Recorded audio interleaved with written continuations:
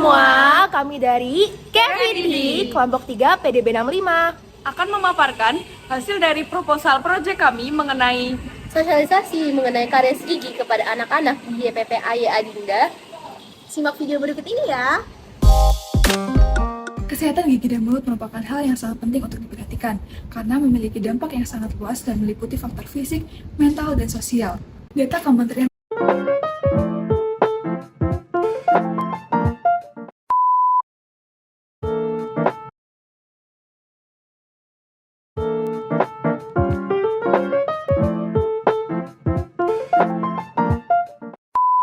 Halo semua, kami dari KFID kelompok 3 PDB 65 akan memaparkan hasil dari proposal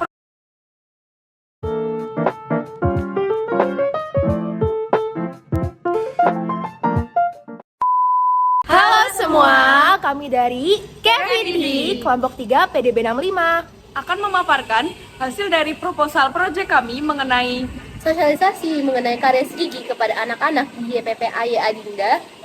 Simak video berikut ini ya. Kesehatan gigi dan mulut merupakan hal yang sangat penting untuk diperhatikan karena memiliki dampak yang sangat luas dan meliputi faktor fisik, mental, dan sosial. Data Kementerian Kesehatan Republik Indonesia tahun 2018 mencatat sebanyak 93% anak Indonesia mengalami karies gigi atau yang biasa disebut gigi berlubang. Oleh karena itu, perlunya ada sosialisasi kepada anak ataupun kepada pengasuh sedini mungkin agar dapat mencegah karies gigi atau gigi berlubang yang semakin parah. Dari latar belakang yang telah dipaparkan di atas, terdapat beberapa rumusan masalah. Yang pertama, mengapa karies gigi marak terjadi pada anak-anak? Yang kedua, bagaimana cara merawat gigi supaya terhindar dari karies gigi? Dan yang ketiga, bagaimana cara menanamkan kebiasaan sikat gigi pada anak-anak di panti asuhan? Dari proyek yang kami canangkan, kami memiliki target yang ingin dicapai berupa tujuan umum. Yang pertama, kami ingin menjunjung tinggi kebermanfaatan dengan bersosialisasi tentang kesehatan gigi kepada anak-anak di panti asuhan, yang nantinya dapat menjadi kebiasaan baik yang bisa diterapkan dalam kehidupan sehari-hari untuk mencegah kasus karies gigi dan menjadikan anak-anak ini generasi penerus bangsa yang berkualitas dan sehat. Pun tujuan khusus yang kami ingin capai dalam program yang kami canangkan ini. Yang pertama, melatih anak-anak di panti asuhan untuk rajin merawat kesehatan gigi dengan gosok gigi. Yang kedua, mencegah kasus karies gigi pada usia anak-anak dengan cara menjaga kebersihan gigi agar terhindar dari kasus karies gigi. Dan yang terakhir, kami ingin membangun kesadaran dan kedisiplinan dalam hal merawat kesehatan gigi anak. Lalu, dari kegiatan proyek kolaborasi kelompok ini diharapkan dapat memberikan manfaat. Yang pertama, anak-anak di panti asuhan memiliki pengetahuan lebih mengenai kesehatan gigi. Yang kedua, menanamkan kebiasaan sikat gigi yang baik dan benar. Dan yang ketiga, anak-anak di panti asuhan terbiasa dalam hal kesehatan mulut khususnya karies gigi. Karies gigi adalah masalah gigi berlubang ketika gigi mengalami kerusakan di bagian dalam dan luar gigi.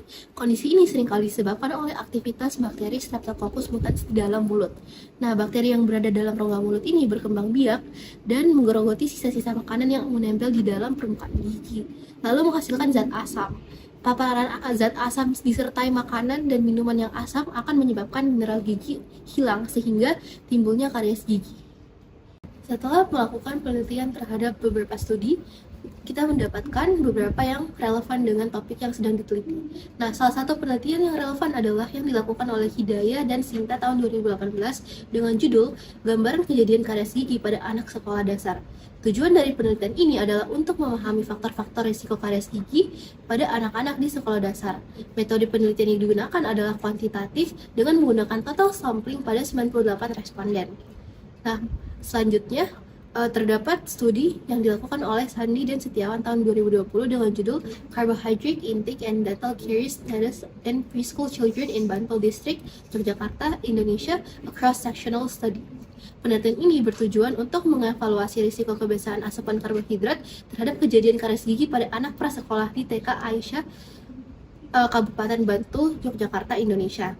Studi ini melibatkan 74 anak dan ibu mereka dengan pengambilan sampel secara purposive sampling pada siswa prasekolah usia 3-6 tahun. Karies gigi dinilai menggunakan indeks Dickey Missing Filling Teeth dan pola makan dinilai menggunakan kuesioner diet recall dengan analisis data menggunakan software Nutri-Survey 2007 dan statistical package for the social sciences. Selain itu, penelitian yang dilakukan oleh Noprianto et al. Tahun 2019 juga memiliki relevansi dengan judul Resiko Karies Gigi pada siswa kelas 4 dan kelas 5 SDN Palaran. Dilihat dari konsumsi makanan kariogenik dan kebiasaan menyikat gigi. Studi deskriptif. Penelitian ini bertujuan untuk mengetahui gambaran resiko terjadinya karies gigi pada siswa kelas 4 dan 5 SDN Palaran menggunakan metode kuantitatif dan total sampling pada 31 responden. Data primer diperoleh melalui kuesioner penelitian. Proyek yang akan kami laksanakan di pekan kedua bulan Mei ini akan kami lakukan secara bertahap, yaitu dimulai dari pembentukan kelompok, diskusi mengenai proyek yang akan kami lakukan, pembuatan mind map, dan menentukan proyek yang akan dilakukan, serta presentasi proyek pada PowerPoint yang telah kami buat mengenai proyek yang akan kami lakukan. Selain itu, proyek yang kami lakukan berupa sosialisasi kepada anak-anak di Yayasan YPPAY Adinda yang berlokasi di Surabaya, dengan bentuk kegiatan sebagai berikut, yaitu yang pertama ada literasi data mengenai materi kesehatan gigi dan mulut, selanjutnya yaitu survei lokasi di kegiatan edukasi ini yang berlokasi di YPPAY Adinda, kemudian ada penyusunan rangkaian acara, pembuatan poster edukasi, persiapan sarana-prasarana yang akan kami gunakan, selanjutnya ada pelaksanaan kunjungan dan sosialisasi, dan yang terakhir adalah dokumentasi. Media yang akan digunakan pada sosialisasi kali ini yakni poster edukasi berukuran A3 yang berisi tentang data anak-anak Indonesia yang mengalami karies gigi, kebiasaan yang dapat menimbulkan karies gigi, serta bagaimana cara pencegahan karies gigi. Poster edukasi yang akan kami susun ini dibuat semenarik mungkin sebagaimana minat anak-anak usia sekolah dasar audiens Yayasan YPPAY Adinda. Selain itu, pada sosialisasi ini kami juga akan membuat media permainan ular tangga yang di dalamnya terdapat edukasi seputar karies gigi. Permainan ular tangga dalam penyuluhan kesehatan gigi dan mulut dapat dikatakan sesuai untuk anak-anak karena media ini memuat konsep bermain sambil belajar sehingga anak-anak merasa tidak jenuh dalam memperhatikan materi penyuluhan. Selain itu, permainan ini juga dapat dilakukan secara berkelompok sehingga dapat meningkatkan kerjasama dan sportivitas antar anggota kelompok. Sekian video pemaparan dari kelompok kami. Terima kasih. Dadah.